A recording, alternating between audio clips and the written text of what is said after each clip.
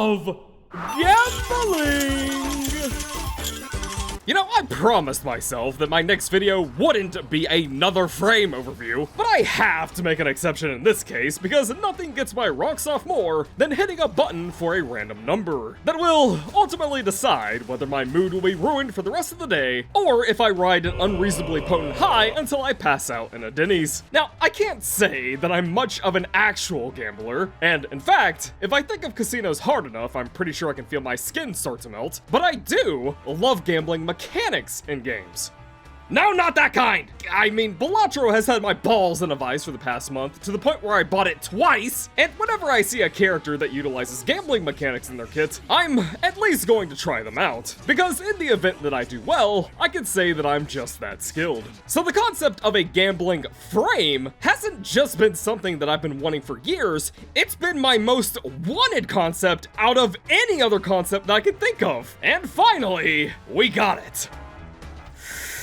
Unfortunately, her risk tolerance is that of someone who day trades penny stocks on Robinhood, Koumei. I still haven't done her quest, so I have no idea what her deal is, besides the fact that she colors very poorly. Koumei is our Lady Luck, a frame whose potency is dictated by dice rolls. And personally, I would have preferred if she utilized cards over dice, just because I think they're cooler, but I'll let that slide. Now, when you're dealing with gambling mechanics that are interlaced within characters, typically you want to have two things to make those characters interesting. First, a wide range of outcomes, along with the best possible outcome being extremely rewarding, and second, low roll outcomes resulting in funny, silly whoopsie daisies. But unfortunately, Koumei lacks both of those for the most part, which has resulted in a frame who feels less like a high roller and more like a casino tourist. Yes, she certainly has gambling functions, but for whatever reason, her rewards and outcomes are laughably bad. Or, well, you know, I think the better word would be just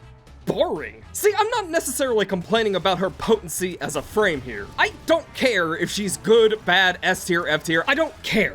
What I'm complaining about is the fact that the entire point of a concept like this is high risk, high reward with all sorts of outcomes. Koumei is low risk, low reward. When things go wrong, the consequences are barely noticeable. And when things go right, I feel like I'm still rolling mid. And with very few possible outcomes on her rolls, you know, with her rolls mainly just dictating stats of her abilities, this frame has left me very mentally flaccid. It also doesn't help that her kit has a number of problems just relating to how they function, but again, that's more of a frame problem and not a concept execution problem. But we will get into them. But first, sponsorship. This video is sponsored by BetterHelp. Oh, let you in on a secret. I'm not the best when it comes to airing grievances, which becomes a problem when it comes to mental health. Humans, being the social apes that we are, work best when we bounce our thoughts and issues off of each other. From brainstorming to problem solving, that's just how we're programmed. Who would have thought? A socializing creature not socializing can lead to bad times. But if you're anything like me, you're not exactly comfortable throwing a month's worth of stress onto a friend over voice chat out of the blue. So I often find myself stewing in these thoughts for longer than I care to admit.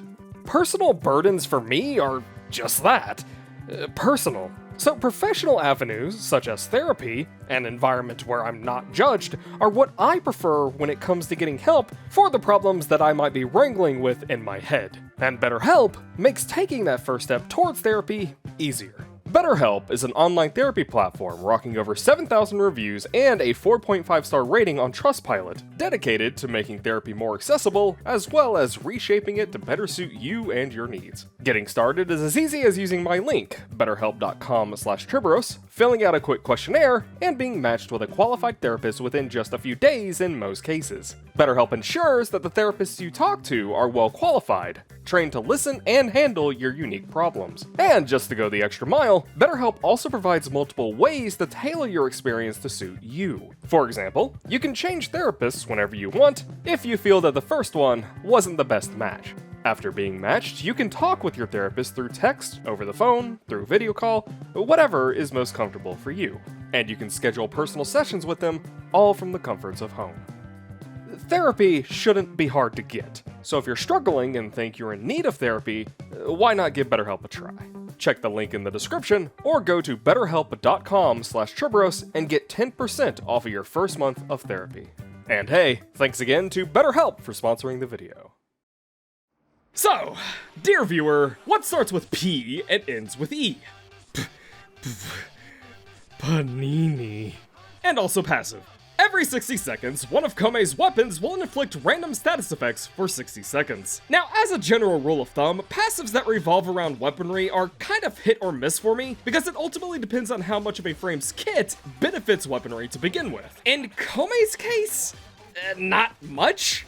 I mean, Omikuji can benefit her in that area, but only sometimes. As such, I kind of consider this to be a mid-passive, but it does what it does very well. Every single hit with a weapon that it is on will inflict a random status, and on its own, that's really good. I just don't think Koumei would be the one to get the most out of that. If anything, that should go to Lavos. Speaking of which, it is funny if you roll this passive with something like the Cedo, but otherwise, Personally, I would have preferred it to alter the odds of enemy and crate drops every 60 seconds. Maybe one minute she has a -20 drop rate for stuff, and the next she has 150%. I don't know, just make it stupid and give it some risk. And I don't want to hear backtalk from you risk-adverse pansies. We love gambling around here. Now, while it's not officially listed in her passive description, I do consider her dice system to be a passive as well, so I'm going to be breaking it down for you now. Every time Koumei casts an ability, she will roll 5 dice. Each dice is 6-sided, and the total sum of all the dice will show up in the middle. The total number partially determines the potency and other aspects of her kit, with there being a particular focus on landing at least 3 6-sided rolls out of the 5 dice. But outside of landing 3 6s, most of these in-between rolls aren't going to be very noticeable. Her kit just isn't that drastically affected by the sum of her rolls. Most of the time, I never notice or care if I low roll, and whenever I get a high roll that doesn't involve 3 6s, the most energy that I can muster is just half-assed blowing a party horn. Her first power is Kumihimo, in which Koumei throws out a bunch of shoelaces, each with its own random status effect. Specifically, they spawn from a ball that she throws out into the environment, and the higher your dice rolls, the higher the damage on the strings. Or kinda? We'll get to that in a second. If you happen to land 3 6s, the strings will inflict one of each status effect when the enemies touch it. Here we have a perfect example of what I mean by low risk, low reward. The only thing influenced by your dice roll here is the damage on contact that the strings do. The only problem is that they already do very, very low damage. So here's the deal. At base, your strings only have 25 points of damage. So this mult and this mult aren't gonna do jack diddly if the base is this low. Look, I suck at math, but what I do know is you need to have a decent base for a multiplier to carry a lot of weight. Listen, it doesn't matter if you have the ceremonial dagger, the abstract joker, and card sharp, you need chips for those jokers to be able to add their mult to in the first place. I don't care if you got fucking York, your hand is only worth 30 chips, man, what the hell are you? Sorry, I blanked out for a second. What was I saying? Right, because this multiplier is applying to such a small base number, the strings have very low damage output. Now, of course, armor also plays a massive factor in that as well, but the funny thing is, they struggle even against low armored units outside of Steel Path with 200% power strength. And once you're in the Steel Path, that gets even worse. But what absolutely does not help is the fact that enemies can only take 1 tick of damage per collision with the string. They have to move away from the string and touch it again in order to take another instance. And you know what's really fucked up about that? Koumei has no gathering tools. So you don't even have anything base kit that can allow you to manipulate enemies into the wires. This entire power just feels bad. The only saving grace for it that I found was something that I discovered by complete accident, where ragdolled enemies get ticked to high hell and back if they're ragdolled within the collision of a string. And even with that bug, it's still weak and clunky. And if I'm being honest, that sounds exactly like the kind of bug that DE would fix, even though it's not actually a problem. I hope they don't, because I can't remember the last time that I cared about ground slamming ragdoll enemies, but this is the same company that fixed orbital glaives, the coolest glitch ever, Wrapping all of this up is the fact that its entire job of applying statuses is almost completely overruled by her 4th power. And yes, I understand that 666s make this power much better at status application and all, but first off, the collision problem. But second, the gambler concept should not mean highest roll good, anything below that stinky doo-doo. It should mean highest roll fucking amazing god tier effect, relatively high roll usable, mid roll kind of mid, and low rolls hot dog shit. Right now, this power is hot garbage outside of a 666 roll. My point being, the power should be usable even when not hitting max payout. That's all I'm saying. Of all of Koumei's powers, this is the one that I think is the most pointless, and I already hope that they completely remove it and change it to something else. This power also suffers from the exact same problem as 2 of her other powers. That being, there's very little variation in the outcomes here, which I personally think is a big appeal of these kind of gambling characters. You either get RGB wires or straight white man wires. Nothing else.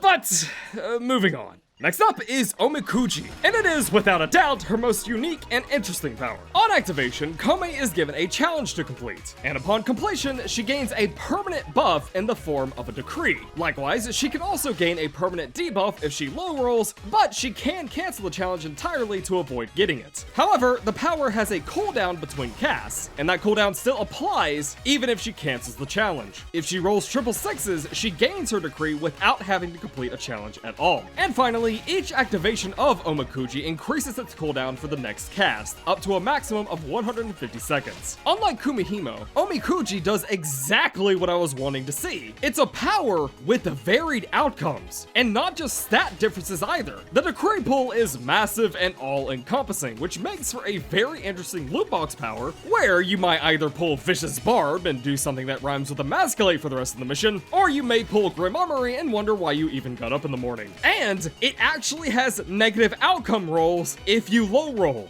And because the buffs are permanent, this is basically every Endless player's wet dream, because as far as I know, there is no limit to the number of decrees that she can get, thus turning her into an amalgamation of buffs like you're in a Binding of Isaac run. The only thing I don't like about Omikuji though is how the challenge system works. To be fair, DE has made it much more tolerable by allowing teammates to contribute to the progress of the challenge, and oh my god, did it need it, because this was so unfun. So with that gone, my main issue now is that they're just repetitive. And also I think that cooldown is definitely stinky, but I do kind of get why it exists. I don't like it, and I think it should be capped at 60 seconds, but I get it. Actually, you know what? No, I don't actually. D, this is a fucking gambler frame. She should be able to get ridiculously strong if the fates align. She already has to fight against a cooldown and the chance of just getting a garbage decree, not to mention the chance of getting a debuff decree. Reduce this cooldown for the love of my sanity. And unfortunately, this is the only power she has with variable outcomes, so enjoy it! Her 3rd power is Omamori, in which Koumei surrounds herself with Omamori charms, with each charm having a chance to be consumed upon hit, which causes that hit to heal you instead of hurt you. The number of charms that she gets is based on your dice roll sum, and a roll of 666s grants complete invincibility for the duration of the power. This thing is just the worst Revenant Mesmer skin, and I really do not like it. First, having only a chance to activate is the dumbest thing that you could possibly give to this power. You know why evasion builds using things like Zaku's 4 aren't very popular? It's because all it takes is 1 or 2 shots for your ass to be put into the dirt. A chance to avoid damage is not as good as straight up reducing it on a consistent basis. Now, yes, I know, she's a gambler. Her name is Inconsistency, and I would be willing to let this pass if it wasn't also for this cooldown. Why is this here? And why does it freeze upon shield gate proccing? The only time that cooldown is useful is if you happen to hit 666s, in which case the power literally just becomes Mesmer skin, like almost 1 for 1, which again does not feel right. Koumei hitting jackpot should give her an advantage unlike anything else seen in the game. That is the entire appeal of gambling, getting major wins that would otherwise be inaccessible. Having her survivability ability tool be hot dog water on all possible rolls outside of triple sixes is just lame and boring. And likewise, this power should have a punishment effect on low rolls. But Trib, why do you want to make her even worse? Well, first off, this is only something that I would want if she got better, but also because it's funny, which again leads us to the main issue that I have with Koumei once more. It suffers from the same problem as her one. No variety in the effects on the rolls. All that changes is the number of charms that you get. And annoyingly, she can't recast her charms until she's low on them, which marks a second power that she is forced to wait on between dice rolls. Koumei has so many restrictions on her that really do not befit a gambler. Again, to stress this, it is not necessarily that I am complaining about how weak her powers are, which they are, but my real problem is just that her dice rolls do not lead to any interesting effects outside of her decree pulling omikuji. And to make that problem worse, 3 of her powers have cooldowns on them, which prevents her from engaging with the core fundamental part of this game, the power kits. Lavos only gets away with that because he has no energy economy to worry about. We really do not need these anti-cast designs in a game where one of the literal talking points on release was that cooldowns are boring. Anyway, rant over, moving on. Lastly, we have Bunraku, in which Koumei ensnares all enemies within her sights with puppet strings, causing them to dance, rendering them helpless, while also inflicting a number of status effects. The higher your dice roll sum, the more effects that they suffer. If you roll triple sixes, Bunraku will cause even more status effects over time, and she gains an additional casting hitbox behind her as well. Bunraku is probably her most stable and most useful power. Unlike her one, it consistently affects all enemies, and while it technically has a cooldown, it is at least very small. And it's a solid power for what it is. It doesn't do anything particularly wrong, and it's not particularly groundbreaking either. But yet again, it has the exact same issue that I have with Kumihimo and Omamori. There's zero variety in the effects on dice rolls. I sound like a broken record, but I need to sound like a broken record because I need to make clear that my problem with Koumei isn't that she's weak. It is that her entire gambling system is boring. In Bunraku's case, all the dice rolls do with that power is determine the number of status effects inflicted, but otherwise it's a really stable and decent power, which is boring for this kind of frame. Okay, listen, I'm gonna kind of shaft Bunraku's overview here, but honestly, it is a very simple power in terms of function. It is a CC that applies random status effects, and that's basically it. So instead of talking about that, I'm going to use this opportunity to talk about what I think is the peak of gambling characters in video games. So, I would like you to meet Faust. If you don't know him, he's from the same game as this chick. Yes, the same chick who keeps causing arguments on Twitter every other week. Faust is a goofy-ass character whose central design core revolves around a single move. What could this be? Upon activation, he throws out a completely random item. Now, the pool of items that he has changes from game to game, but they can range from simple projectiles that just do damage, to items that both heal you and the enemy, to poison, to launch pads, black holes, and freaking meteors. He has a super that throws out 4 of these random items at once, and in some games, he even has a super where if his opponent guesses a game correctly, Faust takes damage. All of that makes Faust endlessly entertaining. I don't care if he is super high tier or super low tier. What I enjoy about him, and I'm sure that many other people will agree with me, is his absurdity and the potential that he has on his rolls. Like, if you don't play this game, let me just give you an idea of how Faust would function if he was like Koumei. Instead of all of these outcomes, he would only have 4. Each one would be bound to a button, so you would get to pick which one you get. And the only thing that would even remotely resemble his character archetype of gambling is sometimes his item would be strong and sometimes it would be weak. Like, maybe he throws a hammer that does a small amount of damage and then he does it again and wow, it's the same exact item, except this time it does a little more damage. You see how much more boring that is in comparison? That is my problem with Koumei. It's that she has this incredible archetype for absurd outcome and possibilities, and D opted for the most bland possible execution of it. This is just outsider speculation, but to me, it seems like they came up with the concept of a gambler and then looked for any possible shortcuts to execute that concept while being as lazy as possible. They saw that there were already a lot of status effects in the game, so they chose to make that a central focus of her kit. Even though she doesn't really do anything with those status effects, she just applies them. They saw that they had a ton of decrees already in the game and chose to just slap that onto her as well, which I actually do think was a smart idea, don't get me wrong, but it still proves my point here. She feels like she was put together and pushed out hastily so that more focus could be given to other things, like 1999 and whatever the hell else they have in store. And again, I have no idea if any of that is true. They may have part of the team dedicated solely to only making frames, and maybe that part of the team doesn't touch things outside of frame creation. But regardless of why, Koumei really does feel like a bland execution of the gambler concept. And regardless of how many buffs she gets, whether she becomes the best frame in the game or not, that is the real crime here. And given that a gambler frame has been my most requested concept for years, I really cannot express my disappointment enough in how she turned out. So that's Koumei. A gambler whose risk tolerance only allows her to engage with Chuck E. Cheese slots, whose most comfortable max bet is something like $5. As I said, a gambler concept has been my most requested one for years, at least 2018. And seeing how it's turned out, I would be lying if I said I wasn't a little disappointed in the execution. Again, it's not necessarily her being weak that is my problem. They could buff her to be a top tier tile clearer for all I care. I just think they did this concept in one of the most boring ways possible.